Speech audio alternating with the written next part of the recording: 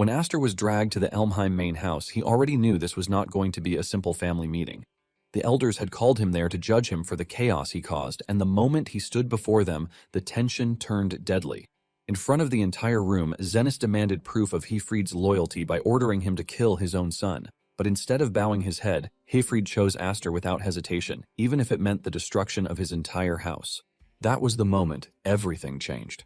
With no more reason to stay silent, Aster tore off his shirt and revealed the 7 wings on his back, leaving the elders frozen in shock. The reason this power terrifies everyone is simple.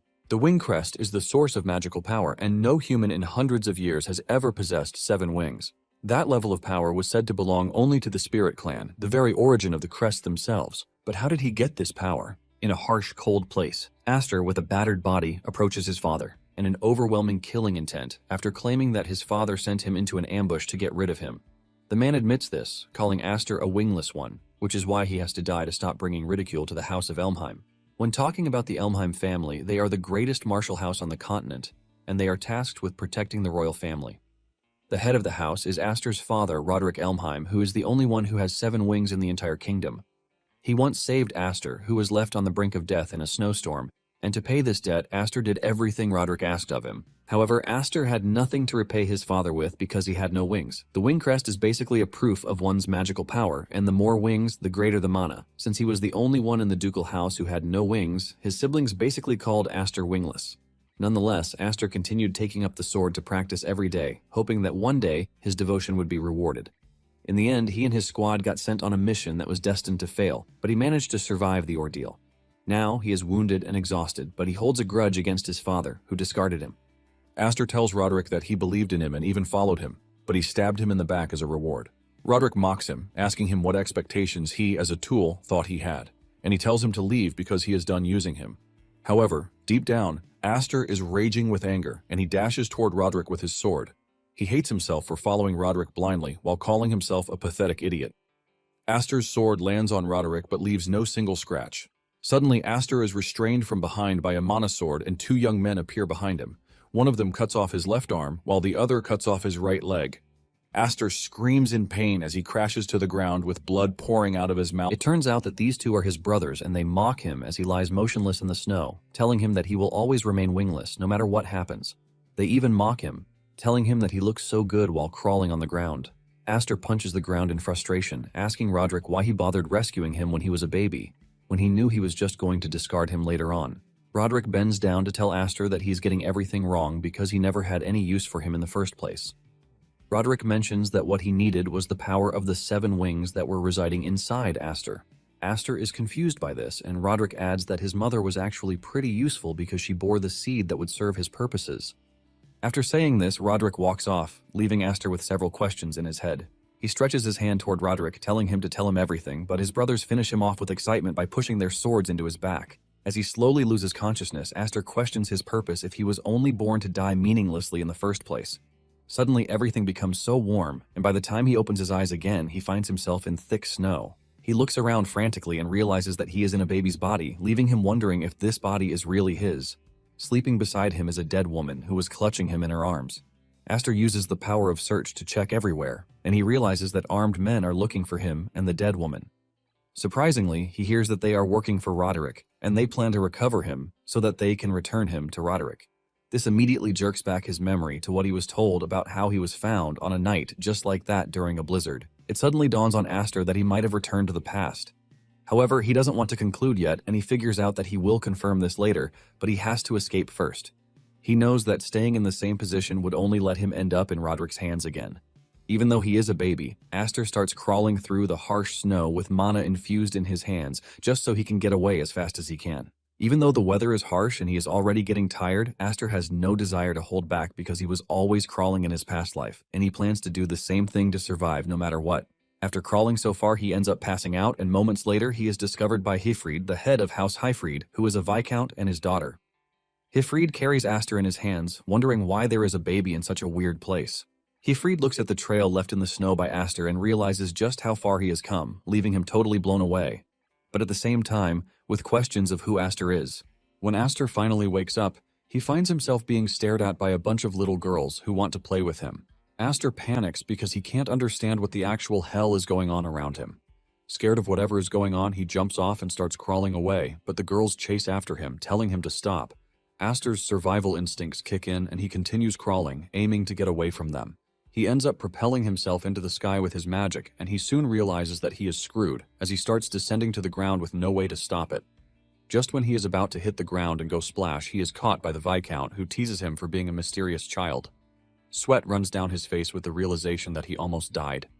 Just then, Aster takes a look at the man, and this is when he realizes that he is in the hands of Hifrid, the Viscount of the Roderick domain. Aster freaks out because there is no way in the world he just found himself in another Elmheim house.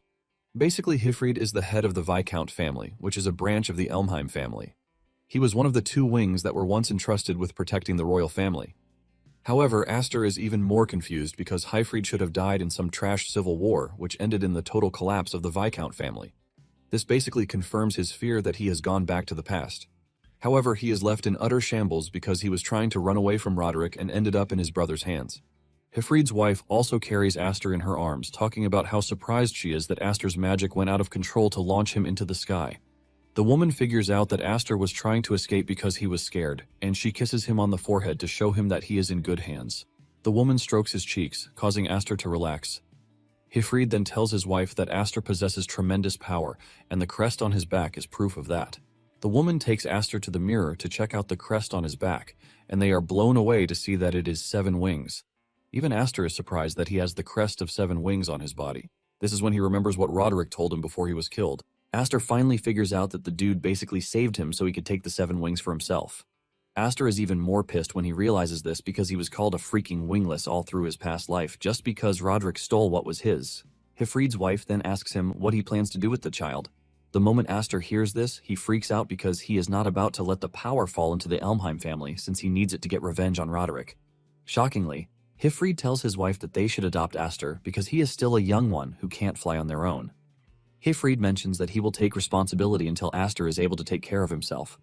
Just then, the room's door opens and the girls crash on the floor, revealing that they have been listening all this time.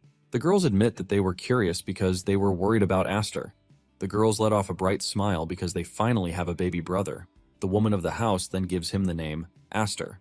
10 years after this, Hifrid, Aster, and one of his sisters, Alfin, head to the sword dance assembly, which is held annually by a certain duke family under the Elmheim umbrella. It is basically a social gathering for martial arts noble families, and it is a place for nobles to deepen their faith, while showing off the strength of swordsman candidates who carry the family name. The moment Hifrid and his children arrive at the location, the other nobles and spectators waste no time as they start whispering. The people make fun of the Viscount family, saying they have come to embarrass themselves again. They also know about Aster, who was adopted into the family because they couldn't produce an heir of their own. They are pissed at just how much disgrace the Viscount family has brought to the Elmheim family. Alfin can hear everything they are saying behind their backs, and she urges Aster to stay strong and not let any of it get to him. Alfin tells Aster that whoever shows weakness is crushed, and while saying this, Aster can see her hands trembling from anger. Hifrid also tells Aster that what he is currently seeing is the current position of the Viscount family. Hifrid tells him that this is what he wanted to show him, and he asks him if he is disappointed by everything he has witnessed. However, Aster assures his father that he is fine with being in such a hostile environment. Hifrid laughs out loud when he hears this, telling Aster that his stance is quite reassuring. Apparently, in his past life, Aster made his debut in the social society as a disgrace to the Elmheim family, which is why where they are holds bitter memories. However, he is now a totally different person because the 7 wings have returned. Aster looks up to see his past brothers who killed him, staring at him from the window, and Aster is ultimately eager to make a glorious social debut. They are in an era where knights ruled, and might was the mastery of the blade, which was the absolute pinnacle of swordsmanship. Basically, the absolute symbol that embodied everything was none other than the wing crest. Standing on the balcony to watch the duels, Alfin talks about how overwhelming everything is. Alfin finally realizes why Furin and Flair were not interested in coming. Aster, on the other hand, can't forget how he was embarrassed during the whole thing in his past life. Alfin notices that he is lost in thought, and she calls his name to jerk him back to reality, asking if he is nervous. Alfin doesn't blame him if he is nervous because it is his first sword dance festival. Aster assures her that he is not nervous, but feels nostalgic instead. In fact, everything is loathsome to him. Hifrid then tells the kids that he has to leave because he has a meeting he needs to attend. Hifrid tells Aster that he is leaving his sister in his hands, but Alfin protests, reminding her father that she is a year older than Aster. Aster teases her, telling her that she is clumsy, which is why he is in charge. Hifrid then tells Aster that there are many people his age in the gathering, and he can use the opportunity to make friends and connections. However, he whispers to him, telling him to make sure that no one finds out about the 7 wings. As he walks off, Aster is left in a difficult position because he knows that what his father is asking him is easier said than done. In fact, Aster is left wondering how he is going to socialize when everyone appears to be hostile toward him. Suddenly, Alphen sees Aster walking away, and she asks him where he is heading. Aster replies that he is leaving to make some friends, and he soon arrives at where Roderick's sons are. The redhead, Dallas, asks Aster who he is, and Aster introduces himself to the dude with a smile on his face, revealing that he is his younger brother. Aster mentions that he saw Dallas from outside, and he decides to come say hello to him. Dallas is totally confused until his brother Grion explains to him that Aster is the kid adopted by the Viscount family. The moment Dallas figures out who Aster is, he starts laughing to mock him, saying he finally understands why Aster has the F initials in his name instead of the regular A initials. Aster stays mute because he can't forget how the two killed him in his past life. Aster can't believe that he was always intimidated by them in his past life, but looking at them now, he realizes that they are just a bunch of kids playing dress-up. Just then, Alphen shows up, telling Aster to leave the dudes alone. She's about to drag him away when Dallas calls her name to mock her too. He asks her if she is still hiding behind her father's back. He teases her, telling her to come over and keep them company, as if she were an escort. Alphen ultimately turns around to tell Dallas that she is not interested in whatever he is saying. She reminds Dallas that there is no master-servant relationship between the main and branch families. Alphen then proceeds to try to drag him away, even though Aster claims he is not done talking yet. Dallas decides to take things up a notch by mocking Alphen, telling his gang that Alphen's father was the knight who couldn't protect the king and had his hand cut off by Roderick as punishment. Dallas mocks her, telling her that he is glad he doesn't have the blood of a loser flowing through his veins. Alphen cannot swallow the insult, and she turns back, screaming at Dallas, telling him to take back what he just said because she is not just going to allow him to insult her father. Dallas piles on the misery by spitting out wine on her. Dallas tells Alphen that she was born into a family of nothing but useless women who can't inherit the title. He then adds that they are not in a ballroom, while telling her to wear some rags so that next time it won't be a problem when she gets drenched. Before coming to the gathering, Aster was initially worried that he wouldn't feel any anger even after seeing Dallas and Grion. However, what they just displayed has taken away his worry. Aster then calls Dallas's name before throwing a bottle of wine at him, and the moment he catches it, Aster cuts it in half with his sword, spilling the wine on Dallas's head. Dallas is shocked when this happens, and Aster just teases him, telling him that the content of the bottle is nothing more than grape juice, which fits a bratty noble like him. 3 years earlier, during a duel, Aster had lost control of his power, which almost resulted in the deaths of his sisters. It took Hifrid's intervention to be able to stop Aster's incredible power, and this was the first time Hifrid would see the 7 wings in action. Hifrid wonders if the power can even be controlled by him or by Aster himself. Now in the present day, Hifrid is still in the middle of the meeting when a servant rushes in to tell Hifrid that something is off. They ask the servant what the issue is, and he lets them know that the sons of the branch family and the main family are in a duel. Hifrid is shocked when he hears this, and he immediately rushes off. He meets Alphen on the way, and he asks her what happened. On the other hand, the elders of the family have rushed over to the arena to watch the duel. Alphen and Hifrid also join them as they stand on the balcony to watch the duel. The elders, on the other hand, are excited because they know how chaotic everything might become depending on the outcome of the duel. Dallas scolds Aster, calling him a fool for picking a fight with their ducal house. He reminds him that he is just a half-breed that was born in the wild. Dallas asks Aster if he is foolish enough not to understand the power difference between them because he wields a 4-wing crest. The people are blown away by Dallas's potential, and they believe that this is exactly why he is the ducal heir. Wielding 2 swords, Dallas teases Aster, telling him to show everyone his crest unless he is embarrassed to show it.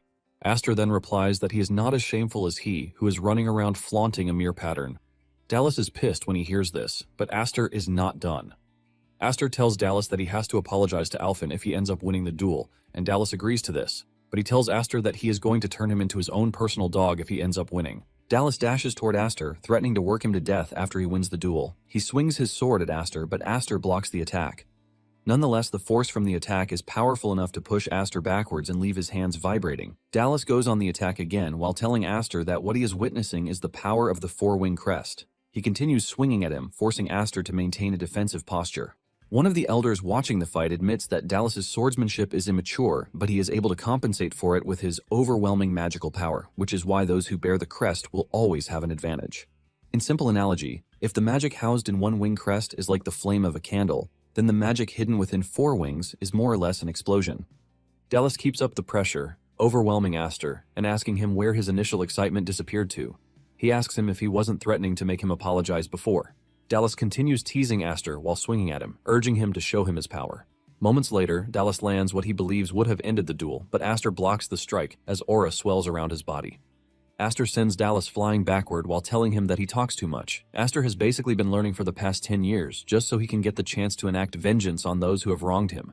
Aster leaps toward Dallas, landing a powerful strike that causes Dallas to lose balance. Dallas crashes to his knees, trying to block the attack, and Grion is shocked to see that his brother is being pushed back. Dallas cannot believe what is happening to him since he is a four-winged crest owner, but he is being overwhelmed by someone he calls a lowlife. Everyone watching the fight is left in shock as Dallas tries hard to stay in the fight. On the other hand, Hifrid is worried that things are going to get really bad. Aster looks totally immersed in the fight as he remembers how Dallas and Grion took his arm in his past life before killing him. Seeing his life flash before his eyes, Dallas starts begging, telling Aster to stop, and at the same time the Viscount screams at Aster, telling him to restrain himself. The clash between the two ends in a massive explosion, and when the smoke clears, Aster has cut off Dallas's sword. He barely missed his head and only smacked the sword in between his legs. Seeing just how close he is to death, Dallas soiled himself, and Aster mocks him just as he mocked Alphen. He tells him to come wrapped in rags the next time so he doesn't mind getting soaked. Aster sheathes his sword with the declaration that he is no longer Aster the Wingless, and just by realizing this, he is relieved already. Suddenly, Aster feels an overwhelming presence behind him, and when he turns around, he realizes that it is none other than his arch-nemesis, Roderick. Meanwhile, the spectators are all left in shock because no one expected Aster, who is from the Branch family, to knock out the son of the main family. However, they know things have gotten complicated because there is no way Roderick is going to stay silent after getting dragged through the mud. Roderick walks into the arena and moves toward Aster, but Aster doesn't even take his head down as he stares into Roderick's eyes. Roderick stands towering over him, but Aster maintains his aura as he looks into the man's eyes. Dallas then grabs his father, whom he believes is there to help him. Just like the spoiled brat he is, he tells his father that Aster has defied the main family even though he is a half-breed. Dallas urges his father to use his power to deal with Aster, but suddenly, Roderick pushes his sword into Dallas's hand. He pushes his hand into the ground with the sword in it, ultimately shattering his right hand. Everyone watching this, including Grion, is left in shock, and Roderick berates Dallas, telling him that he has just dragged the name of their family through the mud, but he still has the guts to smile. Roderick then pulls out his sword, and Hifrid has an idea of where this is going. He screams at Roderick, telling him to stop, but Roderick raises his sword, ready to cut down his son for embarrassing him, while telling him that he doesn't have what it takes to hold a sword. Just then, Aster jumps in between Dallas and his father, and Roderick asks him why he is interrupting his judgment on Dallas. Aster replies that Dallas hasn't apologized to Alphen yet, so he can't die. He tells Roderick that he is free to do whatever he wants to Dallas after he has apologized to Alphen. Roderick is pissed that Aster is trying to act like he is a member of the family, even though he was adopted. Aster replies, telling him that he is the son of the Viscount, and even if they are not related by blood, the pride of a knight and the weight of a household are things that he has learned well enough from his father. Roderick then decides to use this against Aster, telling him that as a member of the Viscount's house, he has needlessly tarnished the reputation of the main family, which is the pride of the king's sword. Roderick tells Aster that what just happened is not something that can be settled as a mere childhood squabble. He reminds him that Hifrid gave his arm as a prize when he messed up. Roderick then asks him what he plans to sacrifice, but Aster replies to this by telling Roderick that what happened wasn't a mere sibling quarrel, but a legitimate duel. Aster tells Roderick that all he did was answer the insults against the house of the Viscount with his blade. He reminds Roderick of what he said about those who can't avenge themselves have no right to a sword. Aster makes it clear that he has no intention of throwing away even a single strand of his hair. One of the elders, who is an earl, is blown away by Aster's courage, and he refuses to believe that Aster is just 10 years old. Upon hearing what Aster has to say, Roderick tells him to take his stance, and Aster immediately gets into a defensive position. Roderick then lands a hit that sends Aster crashing into the wall, leaving a loud explosion. This leaves everyone shocked and scared that Aster is done for. Hifrid angrily leaps toward his brother with his sword, but Roderick blocks the attack. Hifrid ignores Roderick and rushes over to where Aster is. The dust clears off and he sees Aster's severed sword on the ground, but to his surprise, Aster remains standing with the other half of the sword in his hand, ready to defend himself. He wears an expression of hate on his face, and when Roderick sees this, he just turns around and leaves with Dallas following him. Aster finally loses his balance, but Hifrid catches him. With the last of his strength, Aster tells his father that he protected Alphen just like he promised, and Hifrid commends Aster, telling him that he was magnificent. On the other hand, one of the elders teases Roderick, telling him that he resorted to a childish move. Roderick agrees to this, but says the family's reputation would have been shattered if he had let Aster have his way, which is why he made a slight compromise. The elder then calls Aster a rising star because he had the strength and audacity to stand before the great Roderick. The elders admit that Aster has the best debut into society with the stunt he just pulled. One of the elders says he was actually scared that the Elmheim family might split in two. However, Roderick tells him not to be too happy yet because an era of disruption is upon them. He calls it a storm so great it might divide the world into 2 or 3. When Aster returned to the territory, he indulged himself totally in training. He beats up every one of his sparring partners really easily, with no one to stand against him. They believe that whatever happened at the sword dance assembly must have been a motivation for him. The servants and guards are also happy that Aster beat Dallas up because the main family has been making life hard for them for so long. At the same time, Aster is confident that what he did at the assembly would silence those who have always mocked the Viscount family. However, his real target remains Roderick himself. Although he knows he can't beat Roderick with his current level, Aster knows that the wing crest is basically just an indicator of one's rank and latent magic power. However, Aster still cannot draw out the power of the 7 wings. It is known that being born with or not doesn't mean anything if one can use the power to its full potential. Aster wishes that he could test the full power of the 7 wings to its limits without wondering about it rampaging. Before he knows it, he has defeated everyone on the training grounds, and just then, Alphen shows up. She tells Aster that their father is calling for him, and Aster immediately drops everything he is doing. As he walks off, he notices that his sister is wearing a training outfit. He teases her, reminding her that she said the outfit wasn't good, so she hated wearing it. Alphen tells her brother that everything needs balance, and seeing Aster made her rethink that she can't keep going the way she is. She then tells Aster that he would have to train with her when he gets back, and Aster smiles, while urging his sister to go easy on him. Moments later, Aster arrives at his father's office and asks him what he needs. Hifrid tells him to sit down, and when he does, Hifrid reminds Aster that it's been about 10 years since they welcomed him into the family. His father says he was waiting for him to be a bit grown before, but he has changed his mind. He brings out a ring with a red jewel on it and tells Aster that it is the proof of the next head. Hifrid drops the bomb on him, telling him that he wants him to be the next head of the family. Aster says nothing when he hears this, and Hifrid continues by reminding Aster that the Viscount house is in a precarious position. Nonetheless, they are still a branch of the Elmheim family, and since they have their own territory to protect, Hifrid says they can't leave the next head's seat empty. Aster then asks his father if his sisters are okay with this, and Hifrid mentions that he is going to go to the Knight Academy to inform his sisters. Aster replies that he is pretty sure that his sisters, Malfa and Kudo, who are at the Knight Academy, would disagree, especially Kudo. Aster mentions that Kudo basically hates him for being born a boy, not to mention being blessed with the 7 wings. Aster then stands up, telling his father that he can't accept the responsibility of being the next head. He reminds him that he can't even control his magic, and he almost killed his own sister in the process. Aster tells his father that there is nothing that can convince an angry sister, and as he walks away, Hifrid tells him that he has always been skeptical whether Aster is really a kid or not. Hifrid then reveals that he believed that the ring would be a good reward for the sword dance assembly, but it appears that Aster would prefer something else. The man then brings out a box, and he opens it to reveal the magic sword, Gram, which is more or less a dagger. Hifrid tells Aster that this is a sword that can control the 7 wings' power.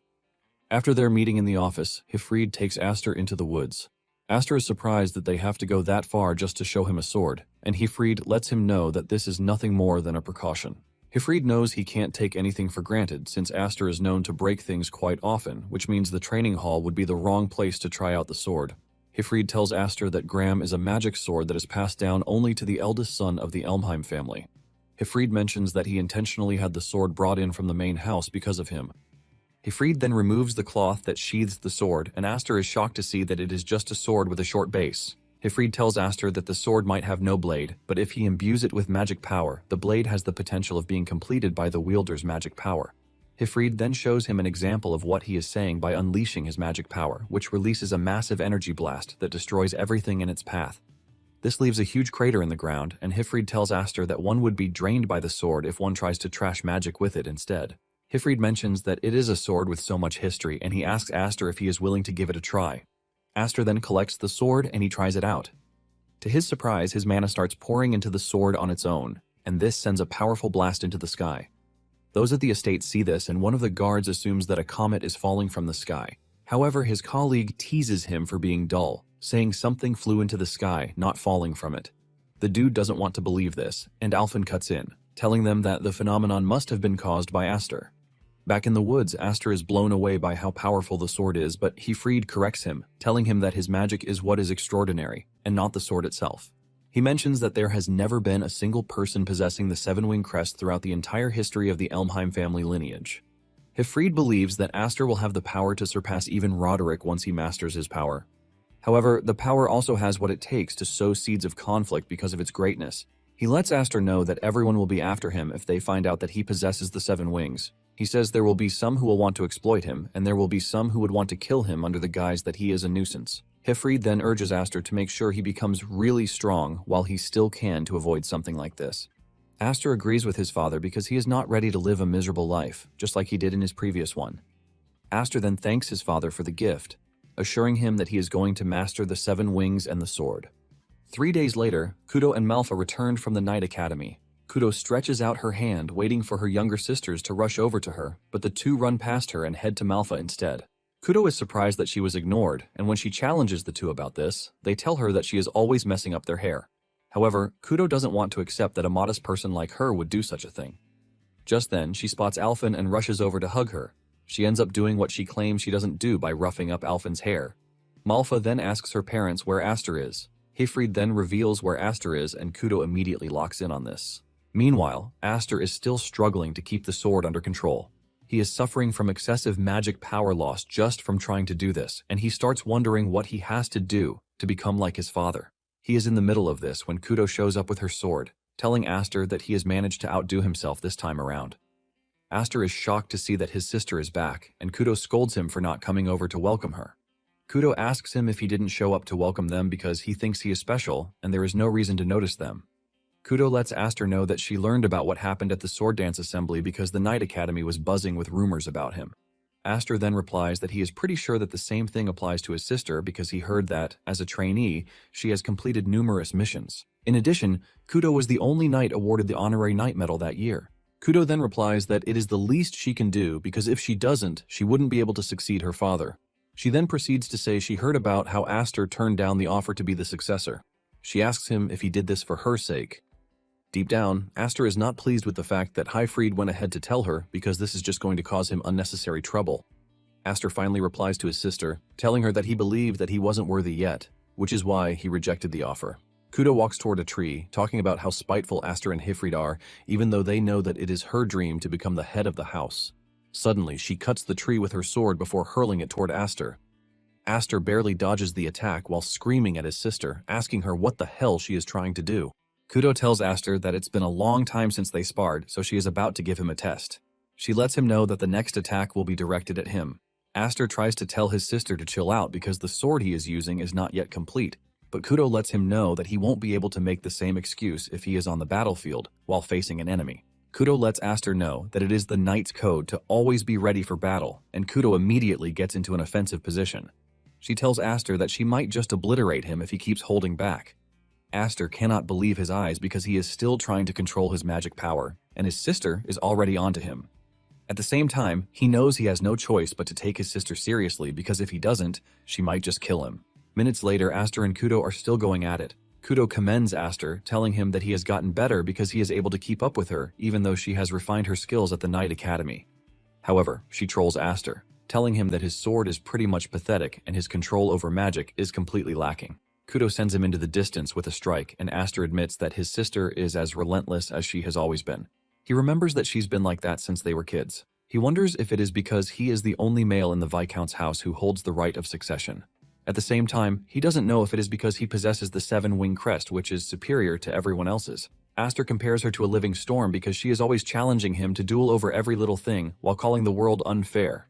Basically, Kudo is his natural enemy. Kudo comes charging at him again while telling him that he is not fit to be the next head of the house. Meanwhile, Malfa is worried about the two, and she calls her father's attention to this.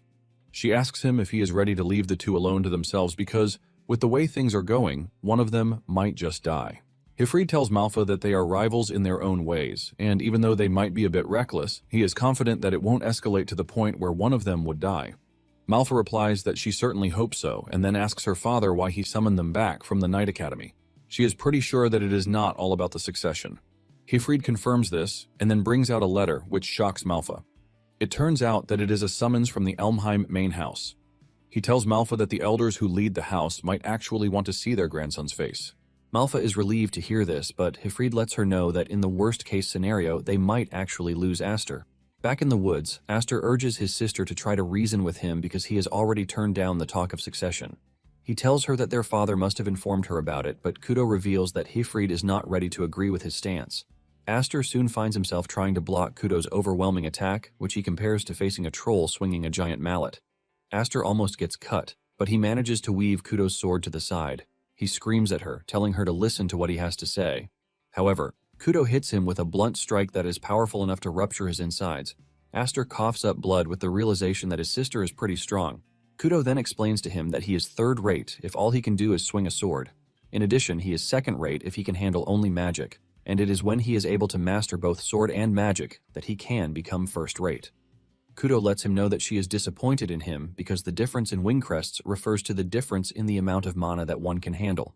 Basically, the difference between one wing is about a threefold gap in power, which means in terms of magical output and stamina, Kudo should be inferior to Aster since she has just 5 wings. Because of this, Kudo scolds Aster, telling him that he should have been able to withstand all of her attacks, but he chose to run back to his favorite swordsmanship instead. Kudo asks Aster if he really distrusts his power that much, or if he's afraid he would go berserk just like he did some years back. The moment Aster hears this, he realizes that he has never once considered that he might be afraid of the 7 wings' power. He wonders if he was unconsciously putting a limit on his own power, which is why the blade feels unstable. He was basically forcibly suppressing his magic under the fear that things might go out of hand. Kudo then tells Aster that he basically has everything she ever wanted, and she lunges at him, telling him to give her all of his power if he is so afraid to let it out. However, things are already different as Aster easily knocks her back with his magic power. Even Kudo is shocked to see this, and Aster thanks her, telling her that she has opened his eyes. Aster then dashes toward Kudo without manifesting a blade, leaving Kudo to wonder if he has run out of mana, but she trashes this thought because she is pretty sure that he hasn't. Aster basically has an inexhaustible magic lying inside the 7 wings, and even though he can't fully master it yet, he plans to focus all of the magic into an immediate impact at that moment. He lands his hit, but Kudo blocks it while teasing him, telling him that it is commendable that he was able to think of something like that on his feet. Aster then lets his sister know that he has no intention of wasting his second life, his power, his sword, and certainly not his family. He reveals that he is going to hold on to all of these because he struggled to have them in the past. Kudo is left confused by what her brother means by the second life he is talking about. Suddenly, Aster leaps toward her, and she prepares a counterattack for him. Suddenly, Aster vanishes, and by the time he reappears, he lets his sister know that he is no longer holding back. He swings really hard at Kudo, and Kudo feels the sword passing through her midsection like she has been cut in half. Later on, Kudo wakes up in her room, and she is confused as to how she made it into her room. Surprisingly, Malfa is in her room, and she welcomes Kudo back to life. It then dawns on Kudo that she was in the middle of a duel, and she asks Malfa what happened. Malfa reveals that Aster was the one who carried her back to the estate, revealing that Kudo had fallen asleep during the duel. Aster believed that the fatigue from the journey had caught up to her, but Kudo disagreed with this. Kudo then remembers that moment in the duel where it appeared that Aster had cut her down. She realizes that Aster dispelled his mana blade just in time before impact. She figures out that what she felt was the lingering residue of the mana passing through her body. She heaves a sigh of relief that Aster wouldn't have killed her in the first place, since they are siblings. However, at that moment, she actually feared that Aster would kill her. Kudo cannot take away the idea that her brother is really spiteful, even though he is smaller than she is. Kudo then grabs her sword, demanding to know where Aster is because the duel is not yet over. Malfa shocks her by telling her that Aster is no longer in the estate. Kudo is confused by this, and Malfa lets her know that a summons arrived for Aster from the main house, which is why he left a little while ago with their father. Kudo freaks out in shock because no one said anything about this to her. Meanwhile, Aster and Hifrid are in a carriage, heading to the main house.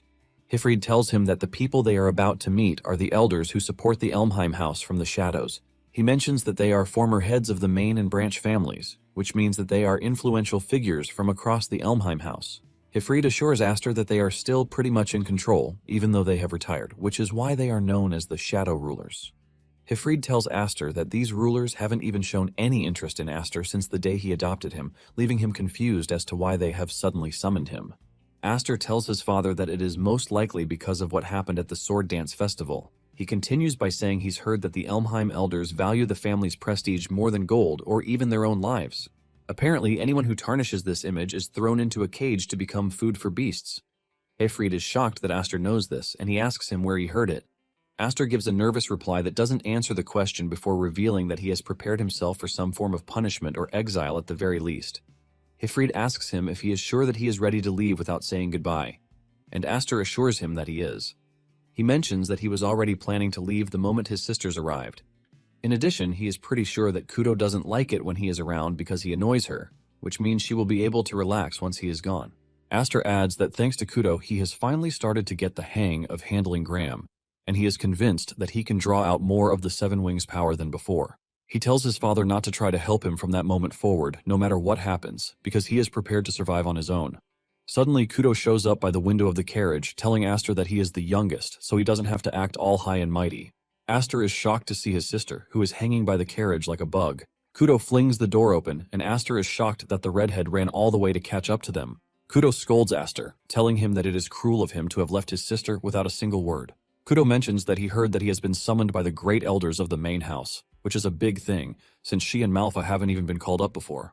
Hifrid then tells Kudo that he can't take her along to the main house, and she assures him that she is aware of this, which is why their father recalled them from the academy because he wants them to watch over things while he is away.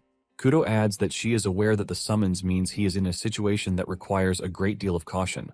In fact, Malfa said there is the possibility that Aster might not even come back. Aster tries to tone down the gravity of the situation, telling Kudo that she is just exaggerating because he is just going there to talk. Deep down, Aster knows that his safe return is not guaranteed. Kudo then tells Aster that she absolutely hates his guts because he is a boy, he has the 7 wings, he is always given special treatment. He is even stronger than her, even though she is older, and he can act like a grown-up, even though he is her little brother. Kudo admits that she hates everything, but nonetheless, Kudo says she can't throw away the fact that Aster is her family. Kudo tells Aster that he might act all tough and grown up, but it doesn't remove the fact that he is her little brother. Kudo urges Aster to make sure he comes back to the estate because she still wants them to duel, and as she leaves, she assures Aster that she is not going to make it easy for him the next time. She leaps out of the carriage, and Aster watches as she leaves, wondering what it is that she came to say. Nonetheless, he is thankful for her, and he makes the silent decision to return to the family. Kudo stands behind the carriage and waves at it as it gets farther away, showing just how much she cares about her little brother. Soon afterward, they arrive at the main house, and they are welcomed by armed guards. They tell Hifrid that the elders are already waiting for him inside, and Hifrid tells them that there is no need for them to escort him because he knows his way around. However, the guards let him know they have been ordered to ensure that they bring him and Aster to the waiting room. With this, Hifrid confirms that he and Aster were not summoned because they wanted to have a good time with their grandchild. Nonetheless, it still brings back memories of the last time he was home. As they walk through the lobby, Hifrid urges Aster not to lose his cool because it would be the worst day for him to flare up in anger. Aster replies that he would behave himself as long as they don't say anything or do anything that warrants him to be angry. Hifrid agrees to this and tells Aster that it is the same reason he is trying to tell him that the person they are about to meet is the problem. While revealing who it is that they want to meet, Aster is completely carried away with those in the training grounds. Hifrid is forced to call his name to jerk him back to reality. Upon arriving at the door, the two are required to surrender their weapons. The moment they enter the room, they are welcomed by the elder, who teases Hifrid for not coming to the house for the past 10 years. Hifrid then bows to the old man, whom he addresses as his great-grandfather, the 6th head of the house. Aster finally realizes who has been controlling things from the shadows, the great-grandfather, Zenith Elmheim. Aster also believes that the rest of the gang are heavyweights who have the deciding factor over Elmheim. With a quick look, he realizes that there are some people from the sword dance assembly who are present, but he is surprised that Roderick is not there. Zenith can see the confused look on his face, and he tells him that Roderick is not there. He reveals that Roderick is the leader of the knights directly under the royal family, which means he has no time for all the meaningless meetings that they are holding. In return, Zenith and the other old farts are the ones handling the administrative side of things. Aster remembers that in his past life, he never saw Zenith, which is why he didn't really care, but he can clearly see the influence that he holds because he is still able to gather so many important fellows to a meeting. Hifrid then asks Zenith why they are there, and Zenith replies that he is pretty sure that he has figured it out already. Zenith mentions that he heard that Aster caused quite a scene at the sword dance festival. This immediately confirms Aster's suspicion that they were summoned because of what he did. Hifrid then tells Zenith that Roderick should have settled what happened personally.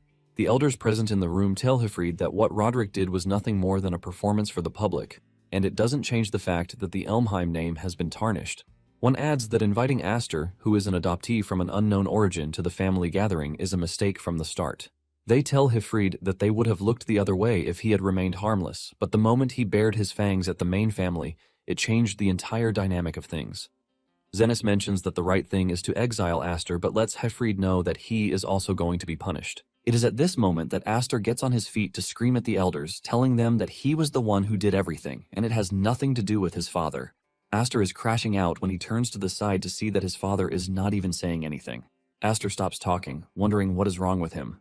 The elders then scold Aster, telling him that he is indisciplined because he had the guts to butt into an adult conversation. Zenith then stands up to tell Aster that everyone in the room carries the weight of the house on their shoulders. However, he reveals that the knights are not a monolith because there are countless others watching from the shadows, waiting for a chance to snatch the top seat. Zenith mentions that this doesn't exclude those in the room. Zenith walks toward Aster, telling him that they need proof he is not a threat to the house. Zenith then pulls out a sword, which he hands over to Hefried. He reminds him of what he did when he failed to protect the king, which ended up dragging the family's name through the mud. It turns out that it was in this same room that he allowed Roderick to cut down his arm. This time around, Zenith tells Hefried that he wants him to show his loyalty by taking Aster's head. Zenith assures Hefried that if he does this, the matter will be dropped. But he hasn't finished saying this when Hefried tells him that he is not interested in taking Aster's life. Hefried tells the old man that he would rather take his own life than cut down his own child. Aster is shocked when he hears this, and Zenith tells Hefried that he has to die since he has refused to kill Aster. In fact, Zenith ultimately declares that it is the end for Hefried's house because everyone, down to his children, will be killed. Just then, Aster coldly asks Zenith what it is that he is so afraid of. Zenith turns back in confusion, and Aster continues by saying they are all a group of grown men who are huddled together in fear, which is really pathetic. Aster tells Zenith that they are free to exile him if they are so scared that he would come back to hunt them. Just then, Aster takes off his shirt to reveal his 7 wings to let the group know what they are going to be facing if they intend to touch his family. The entire room is left in shock, and deep down, Aster can only apologize to his father because even though he was told to keep quiet, he couldn't. With the crests on his back shining brightly, Aster tells the room that it would be best for them to think twice before making an enemy of him. The elders and guards don't want to believe what is right in front of them, and they even assume that it is fake because this is the first time it will appear on a human body in hundreds of years. With a cold voice, Zenith asks Aster if he understands the weight of the mark that he carries, and Aster assures him that he knows because he's heard that people get more surprised the more wings that one has. The Earl, who remains on his seat, laughs out loud when he hears this, but quickly offers his apologies before telling them to continue their charade. Zenith then explains to Aster that a crest is an organ that generates magical power, which was gifted to humans by spirits in ancient times. Humans have been able to make use of their strength pretty well by passing it down generations, but no human has been able to reach 7 wings, with the sole exception of the Spirit Clan, the progenitors of the crests themselves. Aster then asks Zenith if he is suggesting that he is a member of the Spirit Clan, and Zenith says there is a possibility if it is actually true that his wings are real. Aster replies to the old man, telling him that he is Hefried's son, and at the moment, he doesn't care about the circumstances of his birth. Aster tells Zenith that all he wants to know is if he is prepared to have him as an enemy or not. Aster mentions that there would be plenty of noble houses ready to take him in if there is ever a chance that he is expelled from Elmheim. Aster lets Zenith know that this would be bad for him because they are scared of rebellion already, which means it would be better to keep him around, since he is the symbol of the 7 wings, who surpasses even the great Roderick. Everyone is left speechless by everything Aster just said, and deep down, Aster knows how to play his game. He remembers the old man talking about a rebellion, and it is no joke that a rebellion is actually coming. It is a massive civil war that will engulf the entire country, and since he already knows what is going to happen thanks to his past life, Aster is prepared to know at that moment who is an ally or an enemy so that the Viscount house can survive. Zenith finally scoffs and asks Aster if he thinks he is that important. He mentions that there is no proof whatsoever that the 7 wings he carries are real, and Aster tells him that he is free to kill him if he doesn't believe him. However, he lets him know that this will only mean war between him and the elders. Deep down, Aster knows that Elmheim would have no issues killing him if they really want to, but he wants to see if they are going to take the bait or not. Just then, the Earl, Maze, claps his hand and gets off his seat, telling Zenith that it would be better if they set a trial for Aster. The elders scream at Maze, asking him what he is trying to say, and Maze asks them if they are ready to see the power of the 7 wings or not. They ask him what he means by this, and he reminds them that they are in the greatest martial clan, which means there must be a couple of suitable trials lying around in the estate. Seeing this, Aster immediately figures out that Maze is an ally. Surprisingly, the old man agrees to Maze's suggestion, and he tells Aster to follow him because disciplining a grandson who doesn't know how to hold his tongue is his duty as his grandfather. Moments later, they arrive at the trial grounds, which are somewhat dark. Zenas shows Aster an underground path that leads to the waterways, which used to be an evacuation shelter for emergencies, but Zenas now keeps a magic beast locked in there. Zenas tells Aster that the trial is simple and it is for him to defeat the magic beast. Hifrid sighs in frustration, and he reminds Aster that he told him to keep the existence of the Seven Wings a secret, but Aster lets his father know that he can't continue keeping something so flashy a secret forever. As he rappels down the hole, Hifrid tells him not to let his guard down. Aster's eyes lock with Maze's, and he can see the interest in his eyes as he goes down the underground path. Upon getting to the bottom, Aster notices something cold, and this is when he sees Dallas's head lying around on the ground. This shocks him to his bones, and Zenas reveals that he also gave Dallas the chance to redeem his honor, but he did nothing but cry until the very end, which was quite unbearable to watch. Zenas urges Aster not to disappoint him, and just then, a blue magical beast appears right in front of Aster, and it lets out a loud roar that lets Aster know that he is truly up for a serious trial. Even though Dallas was quite annoying, Aster actually pities him. Just then, the beast comes dashing at Aster, but he cuts it into pieces with just a swing of his sword, leaving the spectators speechless. Aster sheathes his sword, admitting that the beast might be scary, but his sister is scarier. Suddenly, something strange happens, and by the time Aster turns around, he realizes that the beast is back together, which means it is a freaking undead. Hifrid screams out in fear, asking Zenas why such a terrifying beast is lying around in the basement of the estate. Zenas then reveals that the undead are drawn to the scent of death, and it must have thought it could have the best life in the estate, which is why it crawled to the basement.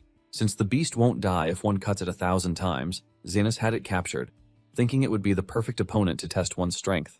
Zenas says it is thanks to this that they no longer have trouble disposing of corpses. One of the elders expresses his fear, revealing that an undead is a handful for even a skilled knight to capture, but Zenas is clearly telling Aster to kill it. They ask Zenas if he intends to watch the child of the Seven Wings die, but Zenas tells them that it would mean Aster is a fake if he actually dies to the beast. Zenas then adds that even if Aster dies, it only makes things convenient for them because there are ways. Maze, on the other hand, is worried, and he hopes that Aster does his best not to die. Back in the basement, Aster has slashed the beast loads of time, but there is no progress whatsoever. The beast's regenerative power is overwhelming compared to that of a normal undead. In addition, an undead is already dead, which means to kill it completely, one either burns it to death with sunlight or one must purify it with a weapon imbued with holiness. And if one cannot do either, it is advised to just run away because fighting an undead is pretty useless. However, in Aster's case, he knows that there is no path for retreat. He figures out that using conventional means doesn't complement the fact that he has the Seven Wings power residing in him. This basically means he has to crush the undead with overwhelming force to show them what he is capable of. Aster unleashes a powerful attack that leaves the elders jumping in their seats because they are finally getting to see the power of the Seven Wings. Aster's last attack leaves a cloud of dust that surrounds the basement, leaving the spectators wondering what is happening. By the time the dust clears off, the beast is still active, and before Aster can react, the beast knocks him to the ground. Hifrid calls his name in fear, and Maze urges Hifrid not to try to jump in to save Aster. Hifrid asks the Earl if he is suggesting that he watch his son die, but Maze tells him to calm down and have a look at what is going on. Maze can see the smile on Aster's face, and he believes that he has a trump card he hasn't used yet.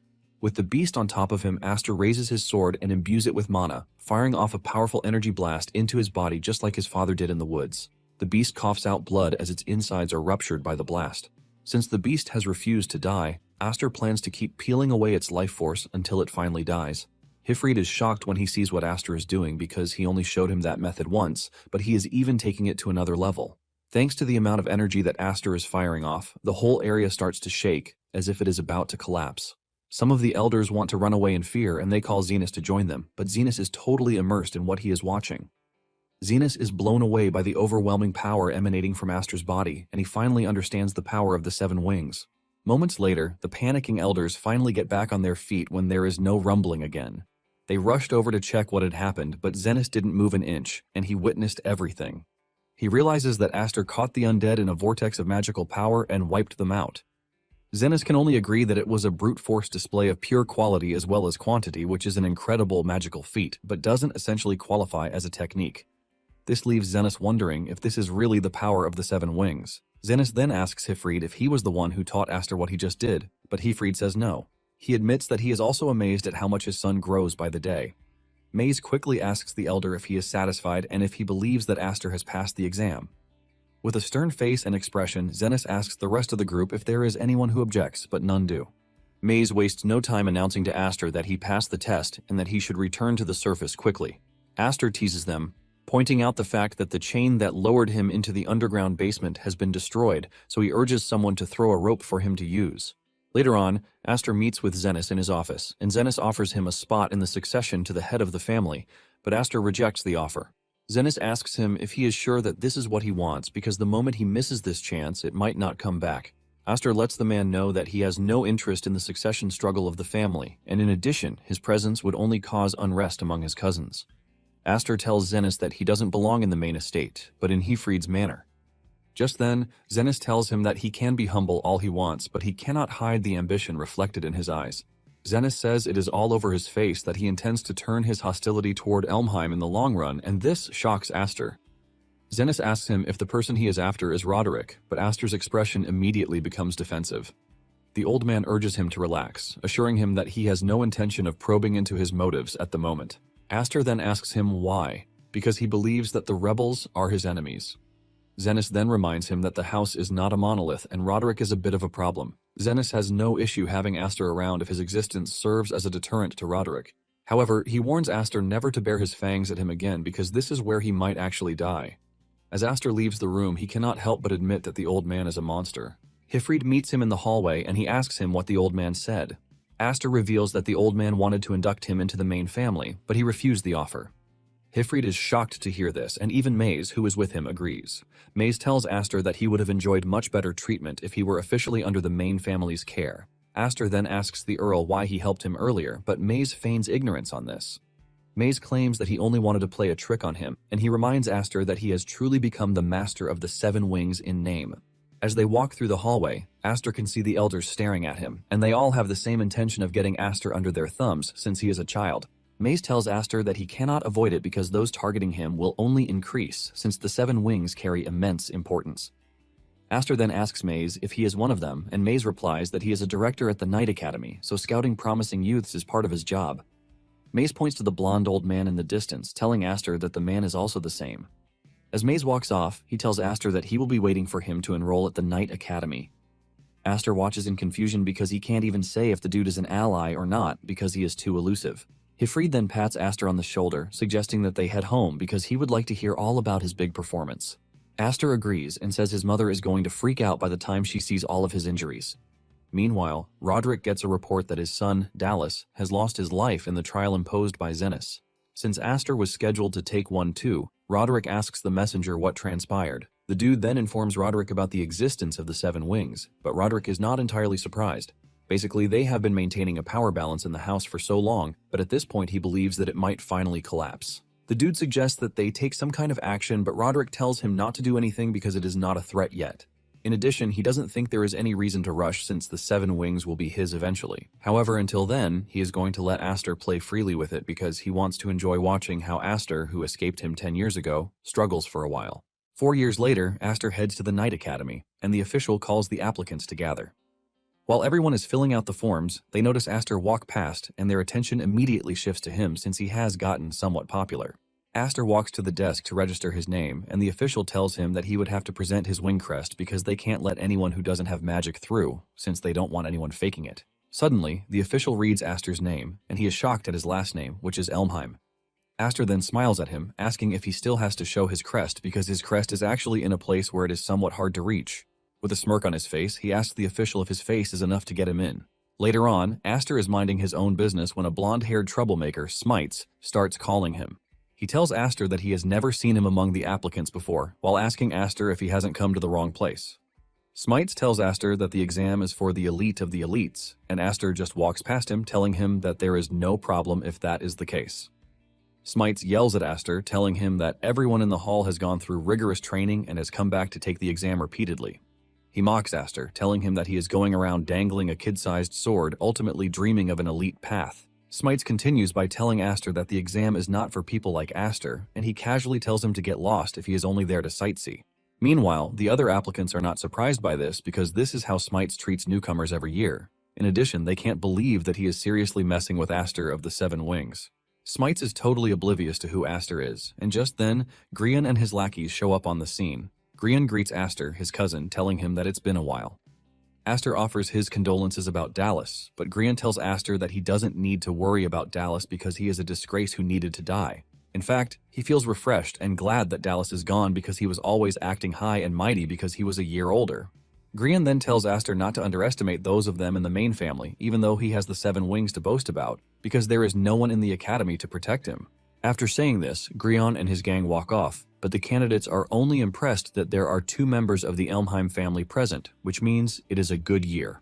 It is at this point that Smites realizes that he's screwed, and he quickly walks up to Aster, acting all nice. Aster returns the gesture as he smiles at Smites, telling him that he can call him by his name. Not long after this, they report to the first exam venue, and the official taking charge of the exam welcomes all of them. He lets them know that the royal knights are different from the local knights who run rampant in the countryside. He continues by saying they protect the king and they are honored swords who risk their lives for the king, which means they have no need for useless people. He tells them to consider the day's exam as a battlefield and they are expected to show their true worth to their heart's content. Deep down, Aster can't believe the nonsense that the dude is saying, but he doesn't really care because he's finally made it back to the academy again. Back when he was wingless, he wasn't even given the opportunity to stand right where he was. Basically, beyond that point is a world of the strong that he was never able to reach, and the man who stays at the top is Roderick. Aster urges Roderick to wait for him because he is going to catch up to him in no time. However, to do this first, he has to break through the selection exam, and just then, the official declares the exam open. Suddenly, one of the applicants is sent to the ground with an arrow piercing his head. This immediately tells the applicants that the exam is not a joke, and the officials reveal that the exam is called the Trial of the Turret. He lets them know that those who stand at the end will be the winners. In no time, a barrage of arrows starts raining down on the applicants standing in the hall. Some of the applicants panic and try to run, but the arrow still catches them. Other applicants, on the other hand, form a group to protect themselves, and these are former applicants who are already used to the system. However, even with this, the survival rate is still about 30%, and he believes that their method to form a circle will soon reach its limit. Basically, what they are hoping to see is the overwhelming power that only someone with a wing crest can achieve. Suddenly, some of the applicants notice that Aster is not moving, and they believe that he is an idiot who must have frozen up in fear. Grian also thinks it is the end of the line for Aster, but the moment some arrows come flying at him, Aster easily repels all of them. The applicants are left in shock when they see Aster create a whirlwind with his magic power just to repel the arrows. Aster keeps this up, leaving the other applicants to start asking what kind of monster he is because not a single arrow is reaching him. Even the official is impressed because Aster is basically manipulating his mana to make it seem like he is in a storm. Soon afterward, the rain of arrows stops and the official is surprised that more people actually survived than he expected. The official commends the survivors, telling them that they have passed the first trial, unlike the corpses lying all around them. However, he lets them know that there is no time to rest because he is going to guide them to the next trial grounds.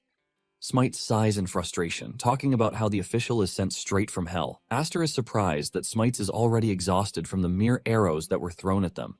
Smites, on the other hand, cannot believe that Aster is acting totally unfazed, as if nothing happened. Even the official is impressed that there is no sign of tiredness in Aster, even though he just used a whole lot of mana, and this just proves the power of the 7 wings, but he is curious to see how Aster is going to fare in the next trial. Grian, on the other hand, is pissed that his cousin survived, and he remembers getting an order from a certain someone who told him to make sure he does everything in his power to prevent Aster from becoming a royal knight for the future of Elmheim. Upon arriving at the next trial grounds, the official tells them that they will exchange their swords for identical swords to ensure fairness. Smites is confused about the whole thing, and Aster asks him if it was different before, and Smite says they have never worried about their swords. Smite suggests that they might be cautious because of Aster's weird sword. Just then, Grian shows up, teasing Aster, telling him that it appears that he has found a lackey for himself, which is Smites. Smites is pissed when he hears this, but Grian quickly intimidates him by whispering in his ears, telling him that he is going to learn a painful lesson if he wags his tail at the wrong person. Smites shakes up in fear, and he tries to get Grian to take back what he said, but Grian ignores him. Smites even goes as far as telling Grian that he has nothing to do with Aster. Aster looks around and realizes that he is in a hostile environment. Just then, the official shows up to explain the rules to them. He tells them that the second trial is a siege battle, and they will be divided into 3 teams to battle for control over each other's camps within the forest. He mentions that a camp is considered to be occupied when one's team flag is raised on its flagpole. He explains that the team occupying 2 or more camps by the time the evening bell rings will be the victor. However, any action that renders the flag unusable, such as destroying or confiscating them, is prohibited. Aside from this, there are no other prohibited actions, and they are free to use the swords given to them because they can even kill their enemies with them. After saying the rules, the officials tell them that it is time to announce the team members who will be participating in the trials with them. Soon afterward, the smoke signal goes up in the air, and this is a signal that the trial has begun. Basically, there are 3 flags per team, and they need to capture at least 2 camps, including their own. Smites tells Aster that this can only mean that out of the 3 teams, there will only be 1 winner. Aster confirms this and asks Smites if there is anything he is worried about, and other team members point out that this means they would have to fight Elmheim. Aster immediately realizes that things are about to go south. Smites mentions that they are terrified of Elmheim's retaliation because their opponent is Grion, the young master of the main Elmheim family. Smites tells Aster to imagine a scenario where they point a sword at Grion during the trial. Smites fears that the blowback might be bad and can even cause their entire families to be wiped out. Smites lets Aster know that they are all scared of making an enemy of Elmheim. Smites ends it by telling Aster that there is always a next trial, so it is better they wait till then instead of throwing their lives away. In the end, Aster is left to compete alone in a team battle. Nonetheless, he understands the fear of Smites and the others because Elmheim is truly terrifying. They are basically a family of tyrants that cannot be defied. In the trials, Grion is the symbol of that fear. Even though his team members believe that he wouldn't understand this, he is just like them from an outsider's point of view. As he continues toward the nearest flag, he notices that everywhere is quiet, leaving him to wonder if no one has engaged each other in combat yet. It is either that they are being cautious, or there's another game at play. Just then, he finds the dude with the yellow flag, and the dude expresses his surprise that Aster actually came just like the person of interest predicted. Aster wonders what the dude is saying, and in addition, he notices that he has taken down his own camp's flag. The dude then throws his yellow flag in the air, and just then, the red flag, which is the symbol of Grion's team, appears in the distance. Suddenly, it dawns on Aster that the red flag team and the yellow flag team are working together to take him down, with Grion leading the charge.